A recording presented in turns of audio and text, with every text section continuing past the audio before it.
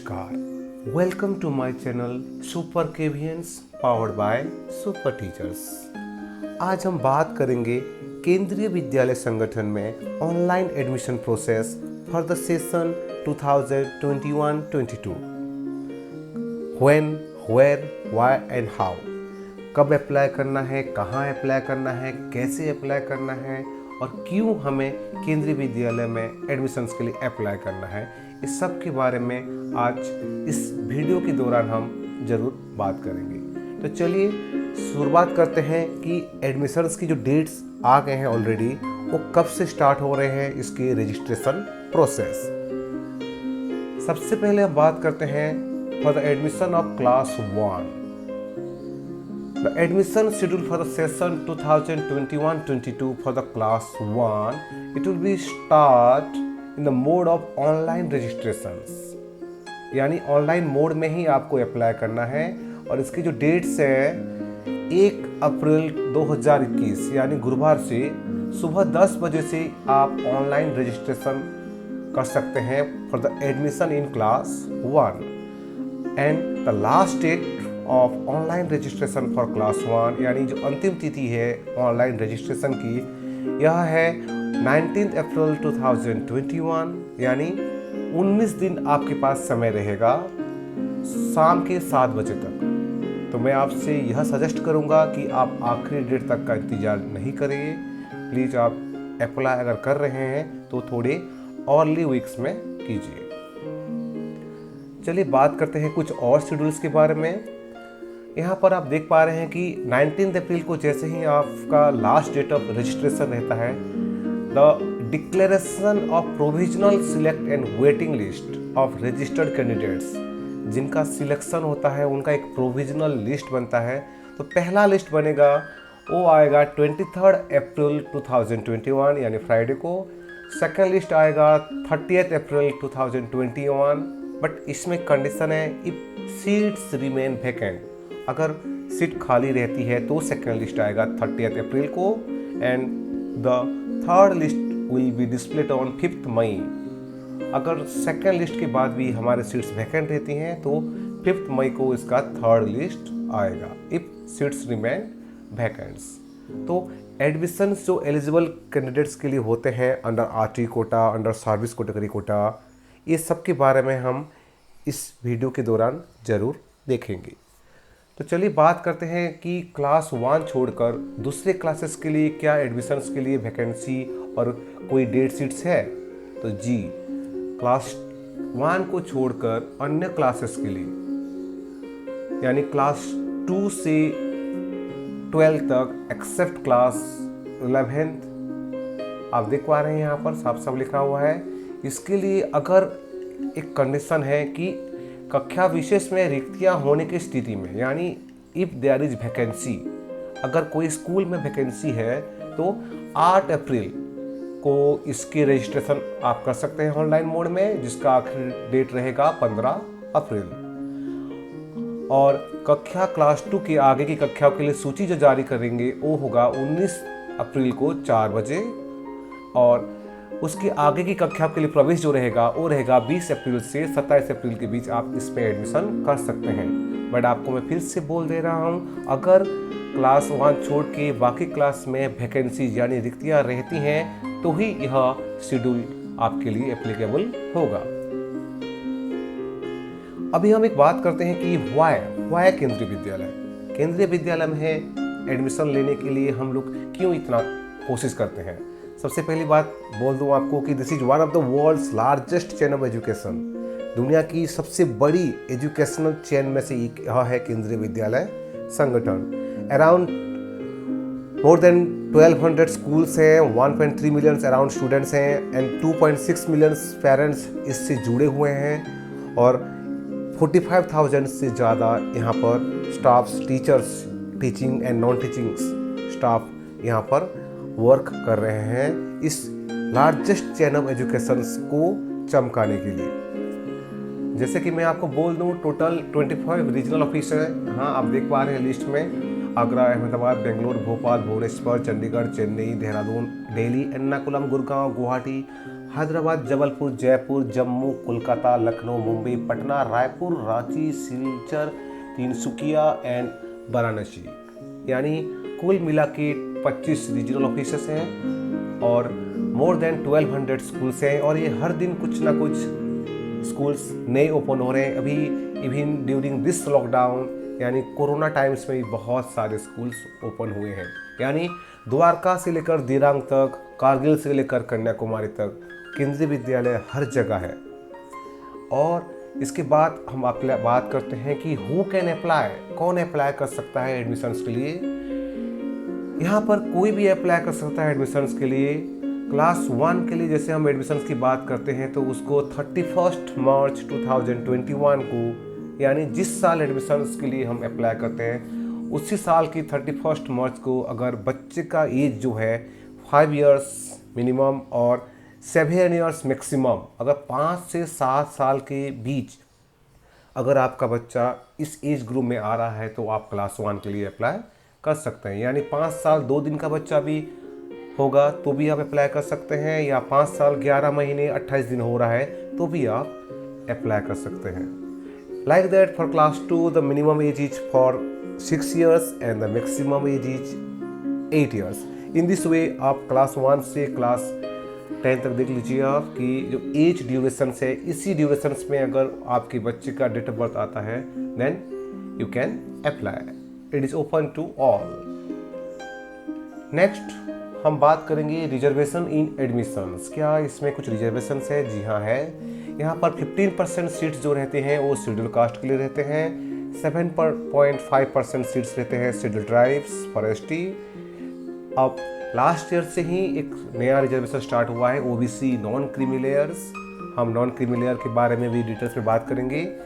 उनके लिए 27% सीटें आरक्षित रहते हैं और 3% जो रहते हैं वो डिफरेंटली एबल्ड स्टूडेंट्स के लिए भी रिजर्व्ड है।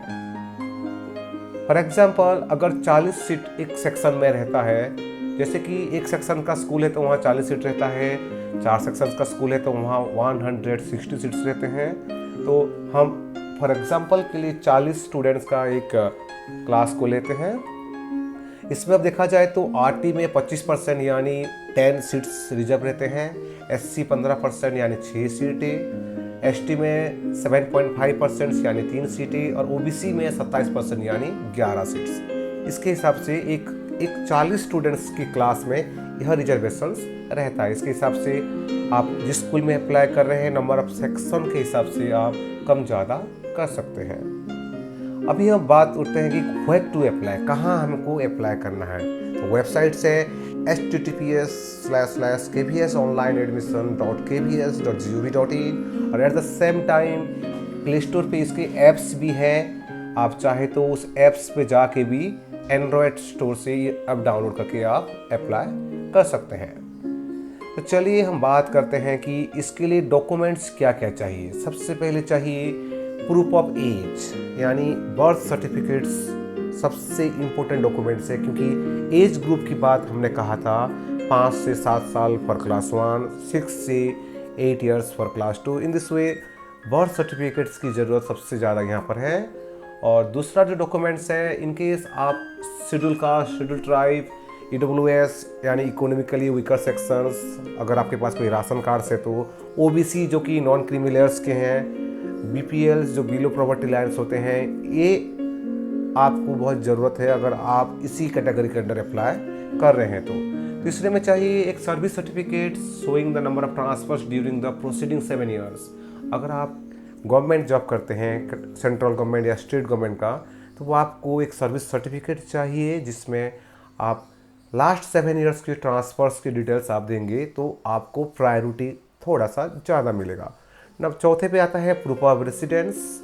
आप जहाँ रहते हैं वहाँ का रेसिडेंशियल सर्टिफिकेट हो गया, या तो अगर आप किराए में रहते हैं तो रेंट एग्रीमेंट्स हो गया, बिजली बिल के साथ भी आप इसका प्रूफ ऑफ रेसिडेंस दिखा सकते हैं। तो आपको प्रूफ ऑफ रेसिडेंस के लिए इसमें से एक डॉक्यूमेंट्स की ज़रूरत है। और a certificate from civil surgeon और rehabilitation center in case you are applying for the differently abled, यानी जो handicapped children हैं उनके लिए अगर आप अप्लाई कर रहे हैं तो आपको एक सिविल सर्जन से एक सर्टिफिकेट्स चाहिए। तो यहाँ पर हम स्टेप्स जानते हैं। सबसे पहला जो स्टेप होता है उसमें अंडर आरटी 25% सीट्स का एक लॉटरी होता है, यानी SC ST OBC जो नॉन क्रीमी लेयर्स होते हैं उस सबको मिला के उसमें से कुछ एक लॉटरी होता है। आजकल ये जो लॉटरी है ये भी ऑनलाइन होता है और इसके लिए एक मोड होता है, ऑनलाइन मोड, उससे लॉटरी लिया जाता है और उसमें अप्लाई किया जाता है। 25% सीटें, यानी जैसे कि मैंने कहा था कि अगर 40 सीट है तो 10 सीटें RT से लिया जाता है। स्टेप 2 के लिए DA का जो लॉटरी होता है 3% सीट्स रहते हैं, वहीं से लिए जाते हैं। उसके बाद क्या होता है, स्टेप 3 में आते हैं कैटेगरी 1। मैंने आपको पहले ही कहा था कैटेगरी 1 यानी सेंट्रल गवर्नमेंट ट्रांसफरेबल एम्प्लॉई। उसके बाद आते हैं स्टेप 4 में कैटेगरी 2 यानी सेंट्रल गवर्नमेंट के जो नॉन ट्रांसफरेबल एम्प्लॉइज़ हैं। उसके बाद स्टेप 5 में शेड्यूल कास्ट की जो लॉटरीज हैं, शेड्यूल कास्ट में जो 15% सिटी रिजर्व्स हैं, फिर वहीं से ले जाते हैं। फिर स्टेप 6 में हम लेते हैं शेड्यूल ट्राइब की लॉटरी 7.5%। इसको इंश्योर करना होता है कि हमको शेड्यूल कास्ट और शेड्यूल ट्राइब्स में इतने परसेंट्स की एडमिशन्स होना इंश्योर करना होता है। आफ्टर दैट स्टेप 7 यानी जो OBC की रिजर्वेशन है 27%, उसको भी इंश्योर करते हुए उनकी भी एक लॉटरीज होती है। आफ्टर दैट अगर हम बात करते हैं तो स्टेप 8 में आते हैं कैटेगरी 3। अगर इसके बाद भी अगर हमारे पास सीटें वैकेंट रहते हैं तो कैटेगरी 3 यानी जो स्टेट गवर्नमेंट एम्प्लॉइज़ होते हैं ट्रांसफरेबल, उनके लिए एक अकॉर्डिंग टू ट्रांसफ़र प्रायोरिटी एक लिस्ट निकलता है। आफ्टर दैट कैटेगरी 4 यानी जो स्टेट गवर्नमेंट के नॉन ट्रांसफरेबल एम्प्लॉई हैं, अगर स्टेप 8 के बाद अगर सीट वैकेंट रहते हैं तो इसके अंडर एक लिस्ट निकलती है। और फाइनली निकलता है कैटेगरी 5 यानी जो प्राइवेट जॉब्स करते हैं या जो बिजनेस क्लास पीपल्स हैं, बिजनेस जो करते हैं, तो इनके लिए स्टेप 10 यानी कैटेगरी 5 के अंदर अगर सीट्स वैकेंट रहते हैं उसके बाद तो इसमें भी एक लिस्ट निकलती है। बट फिर से बोल दे रहा हूँ आपको, ये तब होता है जब पहले स्टेप्स में प्रोसेस होने के बाद सीटें वैकेंट रह रहे तो। अभी हम बात करते हैं व्हाट आफ्टर एडमिशन। जैसे कि क्लास 1 का भी एडमिशन हो जाते हैं मान लीजिए, तो क्या होगा, the study of class 1 will commence either online और regular in vidyalaya depending upon the improvement in situation due to covid.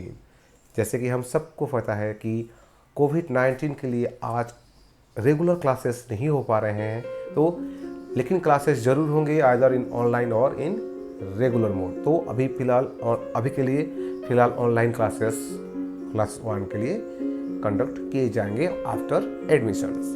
So this was all about the admissions process, but before going to finish this video, let's see what are the 4 mission of Kendriya Vidyalaya संगठन्स। First one, to cater the educational needs of children of transferable employees, particularly for defense and paramilitary forces. The second one, to pursue the excellence and set the pace in the field of school education to achieve the excellence. तीसरा हो गया, to initiative promotion experimentations and innovation in educations in collaboration with CBSE and NCERT, यानी experimentation innovations को थोड़ा बढ़ावा देना। और चौथा हो गया, to develop the spirit of national integrations and create a sense of Indianness among children, यानी भारतीय होने का जो गर्व है उसको एहसास दिलवाना। ये है 4 मिशंस, मेन मिशंस होते हैं केंद्रीय विद्यालय संगठन्स के। तो thank you for watching this video. In case you have any queries you can write me at akm.kvs@gmail.com। So hopes आप सबको समझ में आ गया है कि एडमिशन प्रोसेस कैसे था, कैसे अप्लाई करना है, कब अप्लाई करना है, कहाँ अप्लाई करना है और कौन कौन सी डॉक्यूमेंट्स की आपको ज़रूरत है। इसके अगले वीडियो में हम ज़रूर देखेंगे कि अप्लाई जब करेंगे हम वेबसाइट में जाके तो कौन कौन से हमको प्रॉब्लम्स हो रहे हैं, कौन कौन से हमको डॉक्यूमेंट्स अटैच करने होंगे उस टाइम, और कैसे हम अप्लाई करेंगे उस वेबसाइट्स पे। Thank you for watching. Stay home, stay safe.